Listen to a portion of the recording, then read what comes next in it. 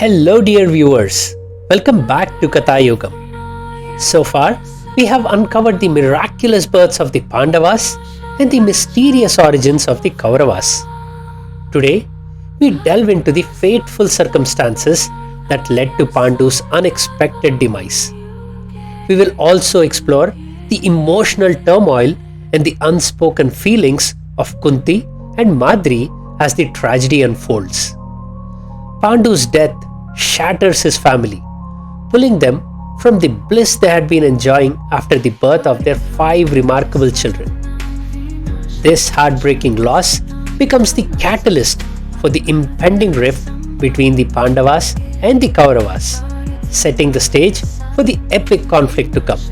Let's begin. Please take a moment of your precious time to subscribe to our channel. It costs you nothing, but your support will help us bring more captivating stories from the treasure trove of Indian epics to you.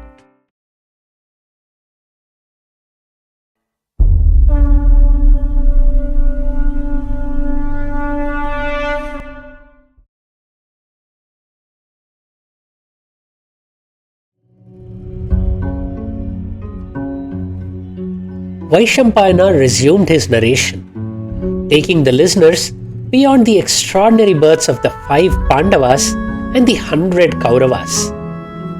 In the serene forest on the mountain slopes, Pandu, Kunti, and Madri found immense joy in raising their 5 sons.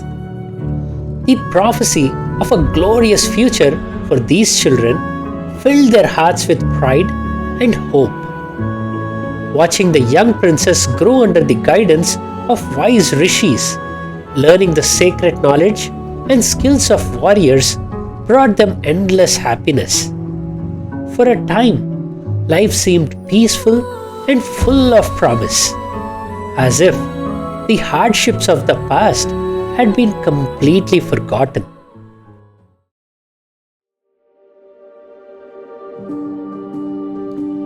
With the arrival of spring, the forest around them bloomed into vibrant life. Trees were heavy with fruits, and flowers of every shade adorned the branches.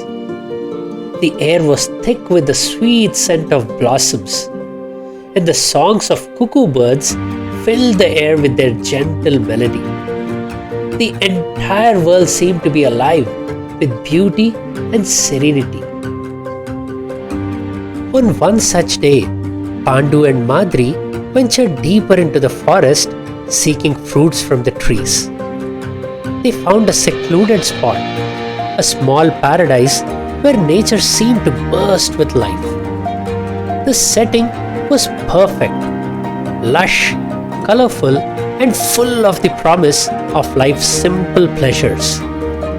The birds in the trees fluttered around in pairs, and their songs blended with the soft rustle of the leaves.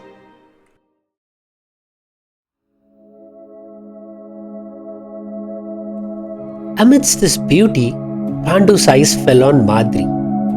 Even in the simplicity of her sari, she radiated an enchanting beauty, one that stirred something deep within him. His heart, once calm, now raced with an intensity he could no longer ignore. Overcome by a surge of desire, he moved closer to her, his gaze heavy with longing. He reached out, pulling her hand gently into his touch burning with unspoken emotions. The air of spring was thick with enchantment, and Madri too was swept away by its intoxicating beauty. As she looked at her husband, a deep affection filled her heart. But in the depths of her mind, the curse of the dying rishi echoed relentlessly, a warning that haunted her thoughts. She knew the consequences of what might unfold. Pandu's life would be forfeit if they crossed the forbidden line. She tried to pull away from him, her heart heavy with fear, but Pandu's desire was too strong. In that moment, He ignored the curse that had haunted him for years.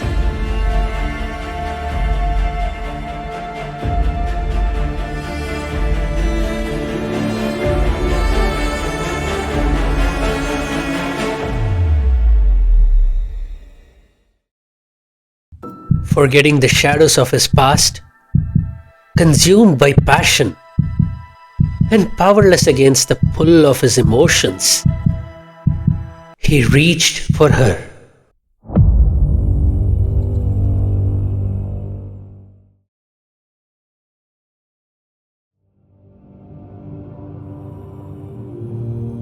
Meanwhile, back at the hut, Kunti began to wonder why her husband and Madri had not yet returned. The sun was beginning to dip beneath the horizon, and anxiety gripped her.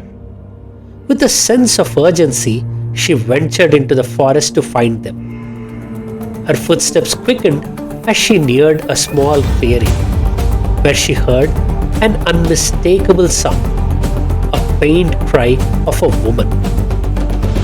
Kunti's heart raced in her chest as the wails reached her ears, sharp and full of sorrow. Every instinct told her something was wrong. Her steps slowed, her breath shallow as she crept towards the source of the mourning. When Kunti saw them, her mind struggled to understand. At first, confusion gripped her as she tried to make sense of the sight. Her gaze shifted between the two: Pandu, still and unresponsive, and Madri, consumed by grief. But then, as realization began to sink in, a wave of shock washed over her.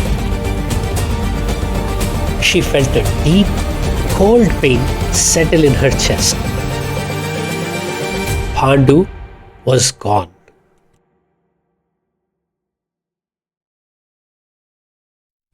A burning anger started to well within her. How could Madri have done this? How could she have risked Pandu's life, knowing the curse that hung over him?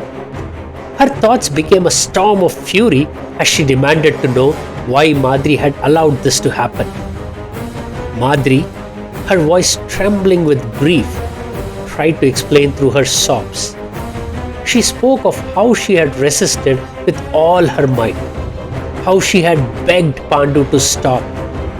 But in his moment of weakness, Pandu had lost control. His desires had overtaken him, and he had forced her. The curse had claimed him just as it had been foretold.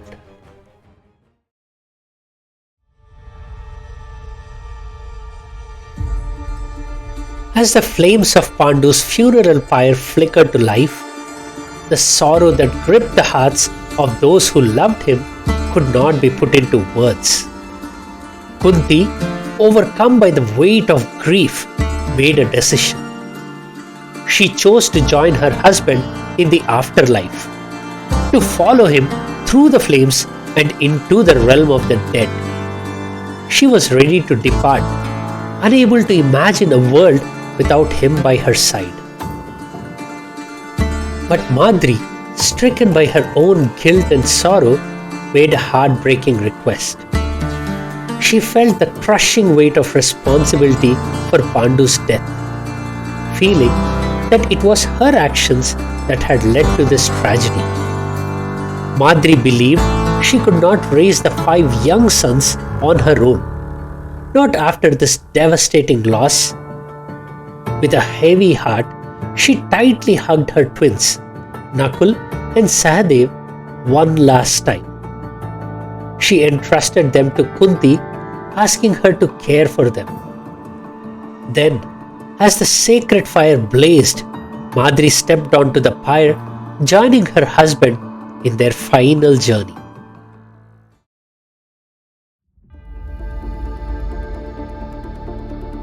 Days passed in a haze of grief.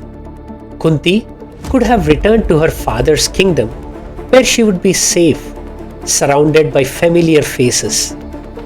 But she knew that was not her path. This was not just about seeking shelter, It was about fulfilling Pandu's dream.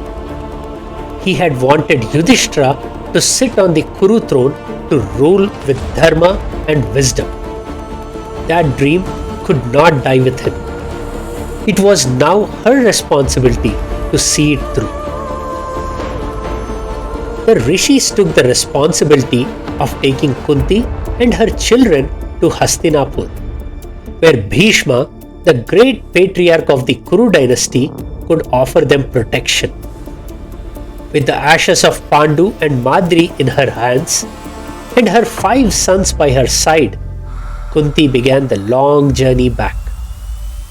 She was not just a grieving widow, she was a mother, and she would walk through fire if it meant securing the future of her sons.